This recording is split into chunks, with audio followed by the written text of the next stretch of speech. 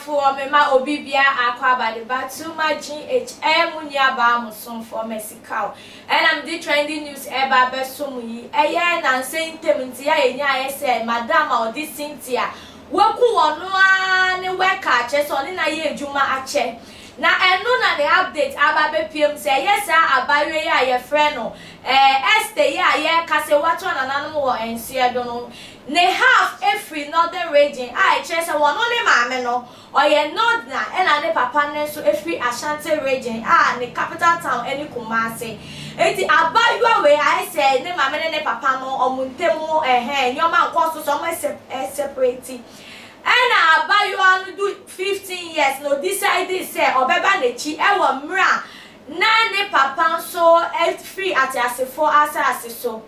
na enu na abayo ya na sa time we di 15 years no oba ne papa krom na che say wo ye Ashanti region na ekoba say wo decide say obetena won ebusuafo ne so ampo no na edan ya na ne papa etimu no ebusuafo ne pene so e ma abayo yi tinemu na na juma wonu atu anamo na ope juma onyaye no eye restaurant na eye Madam Cynthia no na eda no na report kire say since abayo be pie mu Kumasi na woni Madam Cynthia eye juma no onye juma bia kan ho ya gise restaurant juma na mo amunhwe abayo Esther ni age be pie mu se wedi 36 years na woni maami ya na eye juma na otimi mu se woni Madam Cynthia juma ache yankasa na abawe na family wo free mu Kumasi ye Oyoko family na asemu yinso esiwo Santruso chese Kumasi na ni akoba eni se ya abawe yon even though so ni madam ya juma ache won fa ni sikada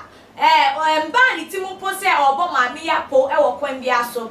na unim se wiase dani dana ababa na ese twist and ten ede kopie musa abawe yi won ba na ne ba no ba ku yare ye na wo hie sika urgent na abawe ya ye friend Esther ya ye kase yi onti asibie mu no na wo feri ne madam nenim na won se dwuma bia oya na onipa ni tu anamo se obe service sika kakakra won che ne ko ba se na ne oya we se ne madam no sie sika kakakra won che omo mienu na ne kom tibom na omo sie sika no na utimi hu se madam wa wo no wo sie ni sika ye dan ya wo mu a wo kokko spice sika no abo ano ana se bi afa baby na se ya na tie na madam yi ekọ baby ana eye wo sie ni sika no ko hwe se sika no hye no ko hu se sika no da bi eye obi de ne nsa abomu na eno na madam yi nya woni mani so ni abayo Esther yi pe na che so mu ye ejuma restaurant ejuma ya wo mutum aduane wo fufuo ne drinks bibia bi ka ho ma ni tu anamon ko bisa Esther say no wuni sika na sa sika no eye wan na wafa na Esther so enjan trefi say wow to me say oni ni ye ejuma free tete nyina won fa ni sika da enti onye obi a oya obrofo ana wotimi edi bone obi na no kan ne kwen ne kire ne madam your friend Cynthia na ekoba access enkrofo bi won so de omuchi no kre so de ya when chan tro na nsem ni bia wo kan yes that time ni say ne baba yare ye na no yes can went to me embusan say na mchechire mu from beginning na no na man dey ni sabo sike ni mjibi na ni ne mo na adwin say man ne so na ne madam ebetua ne ka obeyi de ahyem na we anye maame ne de anye madam ne de na akoba say wo bo abayoa Esther ya sum 4 times man ni su echi no mo hwe fom na wan twaso wo wa na wo sa de ebufuo that ebufuo ahye ne ma ne kra so ma edi tie mu ma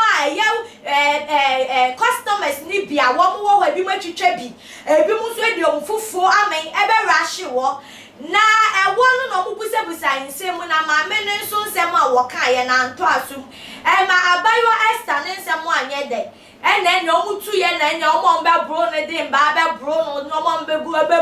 butu no right na mo wie na mo ja ne to expect say ye Esther you no abe sorry ena ekopie mu se bone a eba enkra abayo mu keka na nkeka wana ne madam na ne sa ne nkrofo ne customers yom to bra abayo epeja na de ne ko hospital na so ni ne mu no fofie anto ata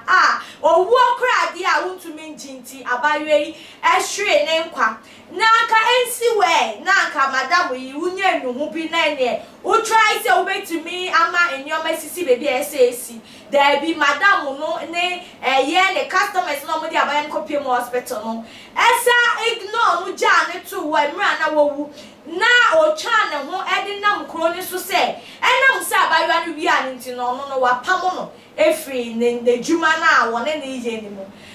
na chese wo boa na we na asenhwehwemu ekoso akohu sabayo ano wewu na police for na adani omochi ekọ madam ne wo ko busebusa na no chese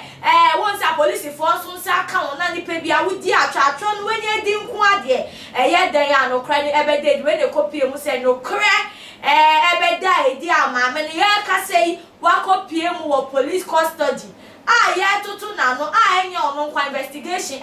so fa ye embrantie na wo mo so ka ne ho a wo di sa ewu no nhwehwe ye mu na embre bia ye se ye di diomo na ese fatomo no ye de ebe ma mo ewo na akwako na busuafo ne ahwefo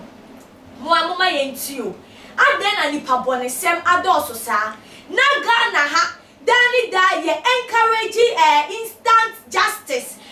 obi here bone na chese wote ho asem na ene ni pekuo bi o mahia wo ho bia na o mate o nsa na ma bru ni panangasa so wo no wo be wo inform ho ene ye di ye bo shooting na ye de be o mo be nya that moment bia o mo de be bro fine na san ni ye we say ye gusu koso a na chese dani da na innocent people ene ye be ku o mefi say obi wo wa bone ne kra won ye na ne tanfu bi na ahye da setting up say obese wokunu na wa hye da the atro and insembi atu nipa ne so na so nipa yeti ase na se nipa bone fo ayaba yeti ase ma yembusemu ana ase yendwe hu mienu mpo ne asate ate na chese wozi na yetuni abru woni pam ni yokocha sese no na yekune frati asefo asase so etiefo ne ahwefo san ne ye no ya da ne da ye na ese ye hwe ni etimi agya ye free say san ne ye we etimi de innocent people eko owuo mu da ne da me gidi say sa ye koso yesa ye beku ni papa fo bebre ye nimu say ni papa fo ni yeku won na bone fo na yeja ewechire ensem bi si a ni ya pensemu na ye dia tudwa se ne be ye futuo so ebe free mu de ama afofro so nti we de ye futuo kese won na omuti bibia no mudimika no ma atne so mo hweye na wo mu dia na mo hwe sa incident we ya utimi won se eye awe wo sem na abayo Esther no wa bregu ankasa na akoso na brabo mu na yemusa so bregu de etiefo ne ahwefo mo hwe se ne Madam Cynthia etibi ku abayo a che so womba obata na ni nyani ba be di free ati asefo asase so a wo no obese wotena se didi no musuo edama ne ho to no na mo hwe se ne abayo nsu ko face camera ne ho a kire no na woni ani da so bi ase wo de be hye mu later no admiji so wa adwenchire bi awo no we ja to your comment section wo e de amaye na afen so subscribe bi abo mo de subscribe se ne be ya dani da dwumedie bi a ye be di bia won so won se be ke bi no wetumi a kire wa adwen na wo like na wo share e de amaye muni aba mo so from Mexico and I'm the trending news here ebremo na before me de manu be sikra ye wo won na wo so ya se Mama Juliet Ventures wo pe kitchen equipment bia wo fra Mama Juliet awon sa ebeke bi obema wo kitchen at bright ma wo akasa wo wura wa wo de small pan e de be ye aduane no Mama Juliet number is 0247 083815 0247 083815 and after loan master no so government workers no more loan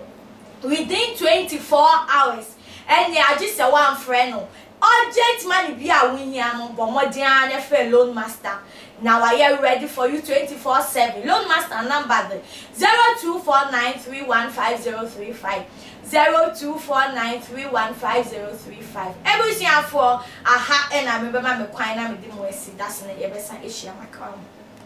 Me dey Isaiah Kodwampo, obetumi afem the great ampo mbrembren. Won me nka mo ni ehwe too much Déath. Too much Déath. Mo ye too much. Na me so me ye am fire. Too much GH. We are Béaten. Shout out to your fans and everybody who is watching Too Much GH.